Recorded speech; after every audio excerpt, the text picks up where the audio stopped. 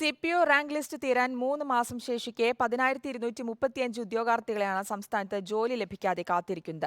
അവസാന ആശ്രയമായി മുഖ്യമന്ത്രിയെ സമീപിച്ച് കാസർഗോഡ് മുതൽ ഉദ്യോഗാർത്ഥികൾ നവകേരള സദസ്സിന് ഒപ്പമുണ്ട്. 2023 ഏപ്രിൽ 13 നിലവിൽ വന്ന സിവിൽ പോലീസ് ഓഫീസർ റാങ്ക് ലിസ്റ്റിൽ ഉൾപ്പെട്ട ഉദ്യോഗാർത്ഥികളാണ് മുഖ്യമന്ത്രിയുടെ ഒരൊറ്റ വാക്കുകൊണ്ട് ജീവിതം മാറിമറിയുമെന്ന പ്രതീക്ഷയിൽ കാത്തിരിക്കുന്നത്.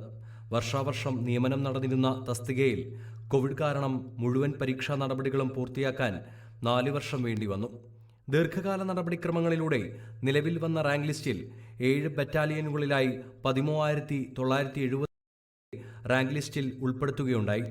ഈ റാങ്ക് ലിസ്റ്റിന്റെ കാലാവധി തീരാൻ 3 മാസം ശേഷിക്കെ ആകെ 3,740 പേർക്ക് മാത്രമാണ് നിയമനം ലഭിച്ചത്. അതായത് 10,235 പേർ നിയമനം കിട്ടാതെ പുറത്താകാൻ പോവുകയാണ്. ഈ ഒരു സാഹചര്യം മനസ്സിലാക്കി ഇത്രത്തോളം യുവാക്കൾ ഇതിന്റെ പിന്നിലുണ്ട് എന്ന് മനസ്സിലാക്കി ഗവൺമെന്റ് എത്രയും പെട്ടെന്ന് തന്നെ നമ്മുടെ കാര്യത്തിൽ ഒരു മികച്ച ഒരു തീരുമാനം എടുക്കും എന്ന പ്രതീക്ഷയോടെ ഏകദേശം യുവാക്കൾ ഗവൺമെന്റിന്റെ ഈ ഒരു നവകേരളം പരിപാടിയിൽ പ്രതീക്ഷ കണ്ണും നട്ടിരിക്കുന്ന ഒരു സാഹചര്യമാണ് ഇപ്പോൾ. 26 വയസ്സുവരെ മാത്രം എഴുതാൻ കഴിയുന്ന ഒരു പരീക്ഷ കൂടി ആയതിനാൽ നിലവിലെ റാങ്ക് ലിസ്റ്റിൽ ഉൾപ്പെട്ടവരിൽ പകുതിയിലധികം പേരും ഏജ് ഓവർ ആയിരിക്കുകയാണ്. ബുദ്ധിമുട്ട് പറഞ്ഞ് പല വാതിലുകൾ കൊട്ടിയെങ്കിലും നടപടിയുണ്ടായില്ല.